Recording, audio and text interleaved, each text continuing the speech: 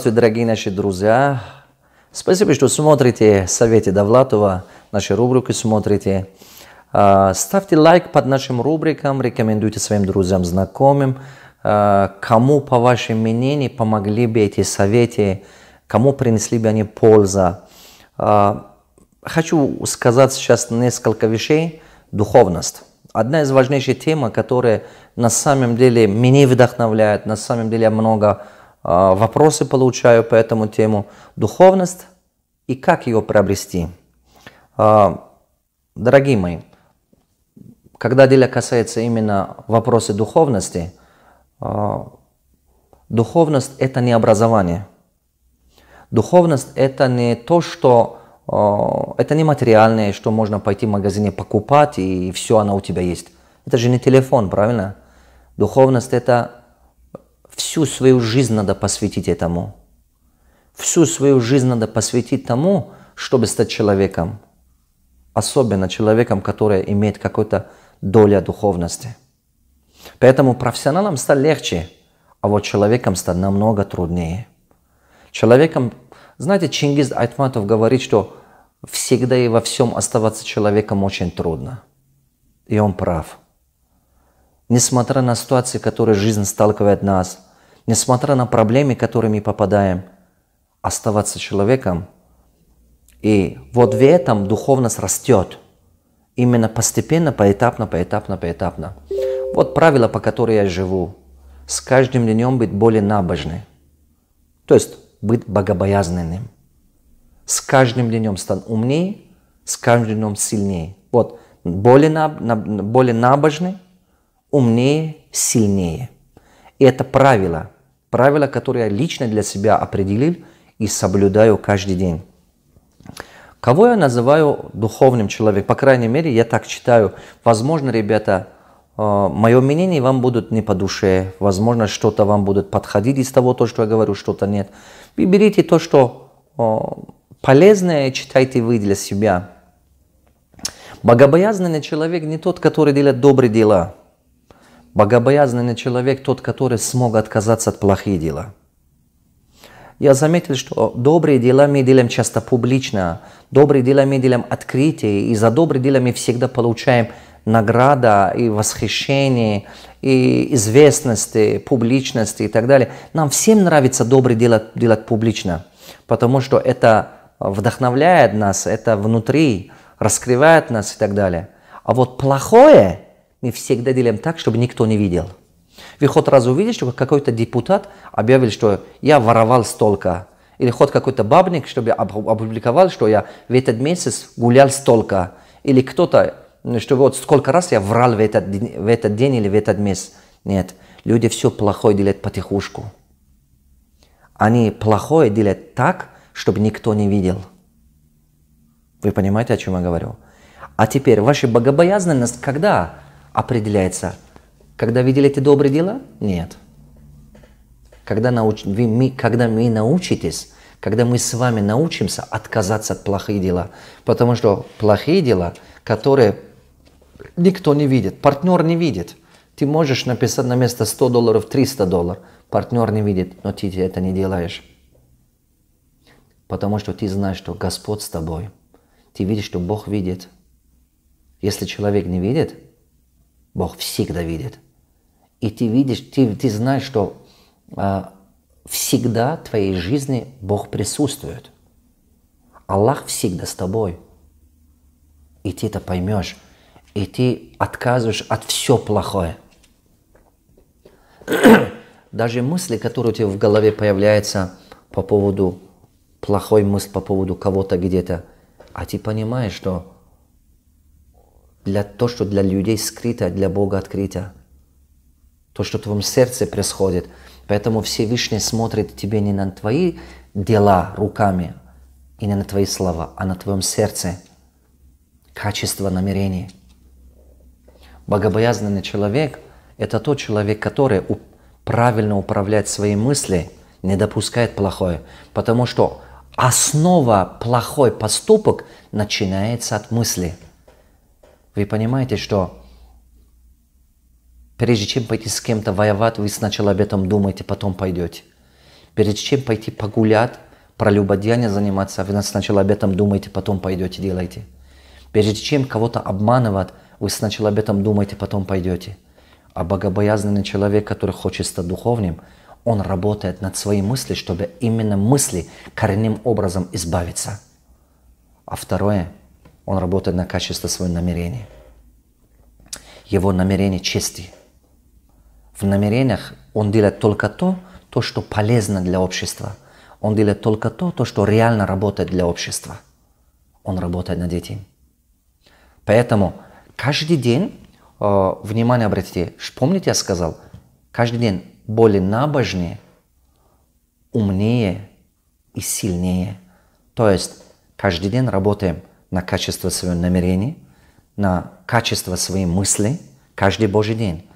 И соблюдаем, что сказано в священных книгах.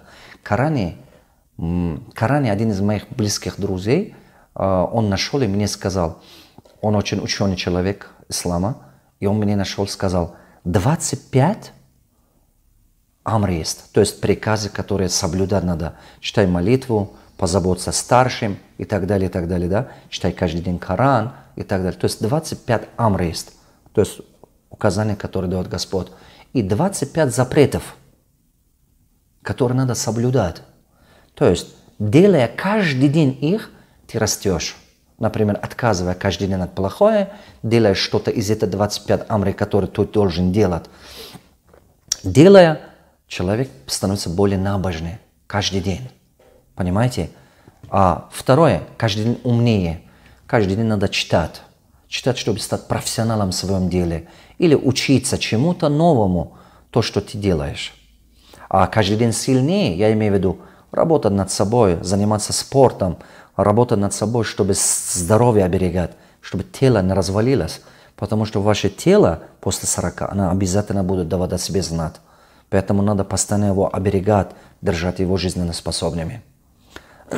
Значит, идея о том, что духовность и как его приобрести, это постоянный, ежедневный, беспрерывный работа над качеством своих намерений, над качеством своей мысли и своей поступки. Откажитесь от всего плохого дела. Дело в чем? Дело в том, что некоторые люди, послушайте внимательно, некоторые люди делают добро, но они это добро ставят на показ. Но когда вы делаете добро, и это добро поставите на показ, это похоже на то, что фермер, который сажает семена сажает, но семена попадают на поверхность земли. А семена, которые попадают на поверхность земли, она высыхает. Или его насекомые уносят, или либо птицы заберут. И от этого семена урожай не будет. Добро, которое делаете, его сажайте как семена. То есть сделайте так, чтобы она не обязательно, чтобы была публична, не обязательно, чтобы она была заметна. Спрятьте его, как семена, чтобы она созрела и выросла, давала плоды. Я хочу вам сказать, что если вы делаете добро таким образом, чтобы одна рука, дающая, не видела другая рука, тогда в обязательном порядке это ваше добро дает большие плоды. Но когда вы делаете добро, два вида есть, публичный и непубличный. Публичный, какие добро надо делать? Когда вы помогаете дороги строить, когда вы помогаете мечетям, больницам, мосты и так далее. Иногда эти вещи надо делать публично. А почему их надо делать публично? Или когда вы на образование вкладываете, развитие общества вкладываете. Почему их надо делать публично? Потому что доброта, вы понимаете, она разбудит у другого человека тоже желание, тоже делать добро. И, соответственно, больше количеством людям вы станете причиной. Это как пожар, понимаете? Вы зажгли огонек в сердца того человека. Может быть, у него в данный момент денег нет делать, но он мечтает. У него просыпается мечта, что «Я Аллах, помоги мне, я тоже когда-нибудь, когда вырасту, стану таким и буду помогать». Понимаете, люди, когда слышат добрые дела у друг друга, они тоже захотят делать добрые дела. И это очень хорошо помогает обществу. А какое добро надо делать так, чтобы она была, никто не видел? Когда вы индивидуально какому-то человеку нуждающемуся помогаете, когда вы помогаете реально человека, как-то у него операция, когда он в долгах, чтобы избавиться от долгов и так далее. Огромное количество людей мы помогаем, но они даже не знают, что это делаю я. Почему? Потому что так нельзя. Я не хочу, чтобы этот человек, когда узнал, что кто ему помог, чтобы он знал, что это я, или в лицо, когда видел меня, и он не стеснялся, чтобы ему не было неудобно. Это очень важно понимать. Пророк, саллаллаху вассалам, сказал, внимание, он сказал, вода сильнее, чем огонь. Вода, поэтому пожар, когда происходит в воду, вода тушит огонь. Понимаете? Ветер сильнее, чем вода. Ветер могут действительно воду даже туда-сюда направлять и так далее. Все стихии, один сильнее другого и так далее. Но сильнее все и сильнее всех что? Пророк, саллаллаху вассалам, сказал, сильнее всех это Тор, милостивая рука. Именно тот человек, который дает милостыню так, чтобы одна рука не видит другую. То есть он это делает без ожиданий. Он это делает без никаких... Он не ждет благодарности, он не ждет признаний, он не ждет. Он просто от чистого сердца делает определенные пожертвования, закаты дает, благодарности, благотворительности дает. Но он это делает так, чтобы одна рука, которую он дает, другой не видел. Сейчас в мире творится очень много трудностей. Сейчас время, когда если вы можете хоть какой-то малейший поддержку оказать кому-то, окажитесь, делайте этого. Тогда вы духовно становитесь. Это духовная практика. Вы знаете, пожертвуя милостыней и так далее, делая добро, мы преодолеем свои слабости внутри, и постепенно, это как спортсмен, который тренирует свои мышцы, мы тренируем свою духовность. И самое важное, ваш дух набирает силу, и вы станете уверены в себе. А вы знаете что? Вы понимаете, что Господь очень сильно участвует в вашем развитии. А вы понимаете, что Всевышний очень сильно помогает вам в достижении вашей личности и достижении вашей мечты. Всевышний не помогает нам, когда мы плохие дела делаем, когда мы завидуем, когда мы обижаем других, когда мы убегаем от реальности, когда мы сомневаемся в себе. Но Всевышний очень сильно участвует, помогает нам, когда мы хотим делать что-то хорошее в этом мире. Вы знаете, многие люди мне задают иногда вопрос, они говорят: Давлатов, откуда у вас такой высокий уровень позитива? Откуда у вас супер позитивное мышление такое, что вы всегда верите в хорошем? Я говорю: ты знаешь, потому что я глубоко верю в Бога, потому что я глубоко верю в Аллаха. И я знаю, что любая моя мечта, которую я искренне мечтаю, любая моя цель, она реализуема. Почему? Потому что если вы делаете какую-то цель, если у вас есть какая-то мечта, которая направлена на благо народа, запомните, вы всего лишь причина этого. Эта цель станет цель Всевышнего. Эта цель становится цель Аллаха, Бога, и она обязательно реализуется. Так что не сомневайтесь, ни мелочи даже не сомневайтесь. Я знаю, что если я умру, те цели, которые я перед собой ставил, они обязательно реализуются. Либо благодаря моих учеников, либо благодаря моей системе, или к сновей, или кто-то. Почему? Потому что в ваше развитии всегда Господь участвует. Поэтому духовность – это когда вы верите, даже когда другие не верят. Вы верите во благо, и вы ставите цель во благо, и делаете это, даже когда вам тяжело. Я хочу еще одну важную вещь отметить. Что? Помните, я сказал, что в ваше развитии Господь очень активно участвует? Помните, я сказал, что все ваши цели, мечты, если они направлены на благо народа, Аллах сам их реализует, а вы всего лишь причина. Просто через вас Он это делает. Теперь следующая вещь хочу вам сказать. Любая ваша мечта, до того, когда она вдается вам, Аллах давал уже вам ресурсы для их реализации. Он вам уже давал определенные связи, знания, здоровье и так далее, и так далее.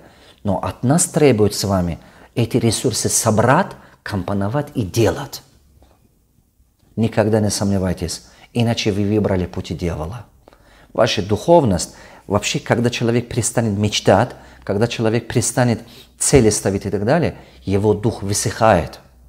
А когда дух высыхает, вы идете назад, потому что Аллах не помогает вам, когда вы сомневаетесь. Сомнение от дьявола. Моя тема – духовность. Как ее приобрести? Еще один секрет скажу вам.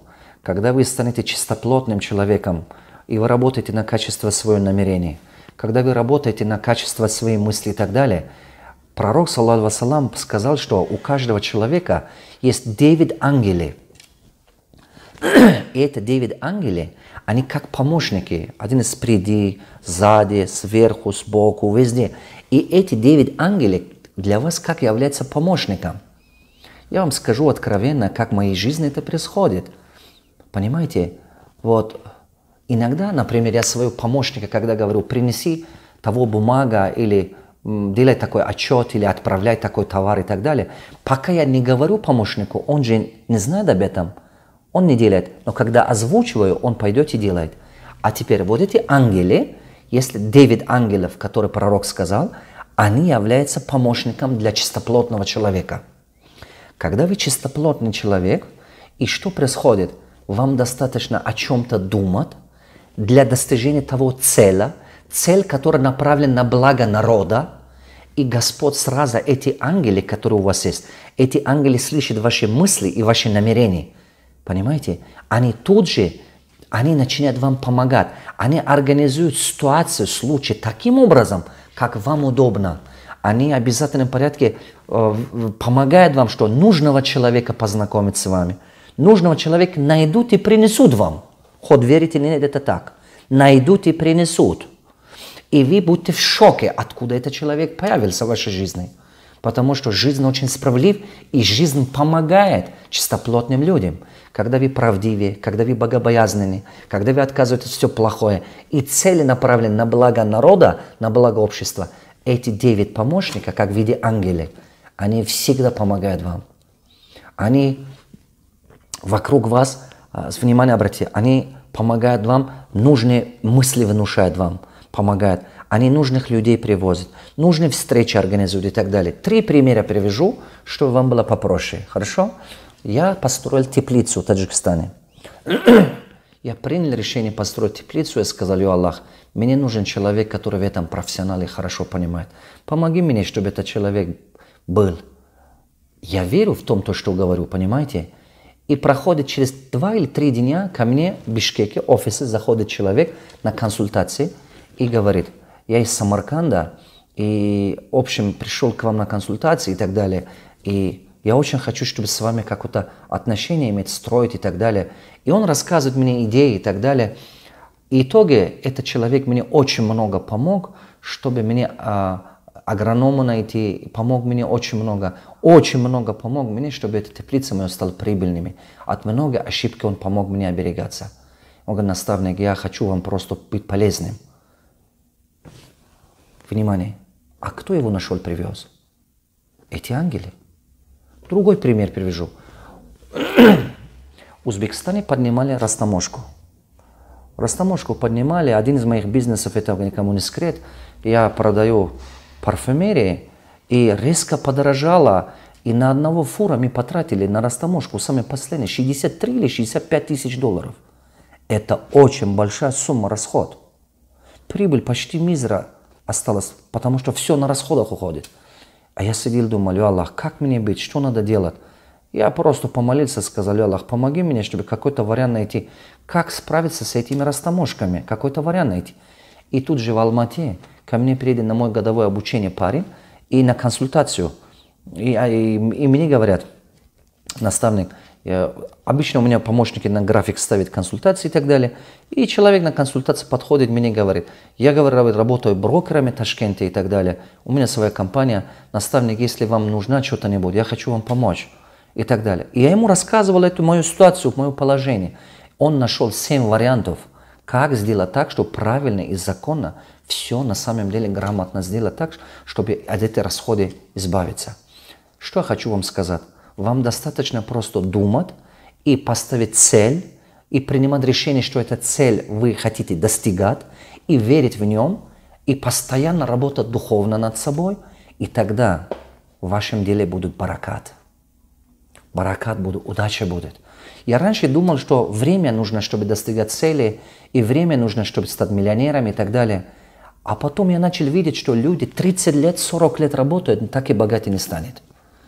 30 лет, 40 лет работают, так и богатый не станет. А вы знаете почему? Потому что у них время было, время есть, но бараката нет. Удачи нет в их делах. И я тогда понял, нужно и время, и баракат нужен.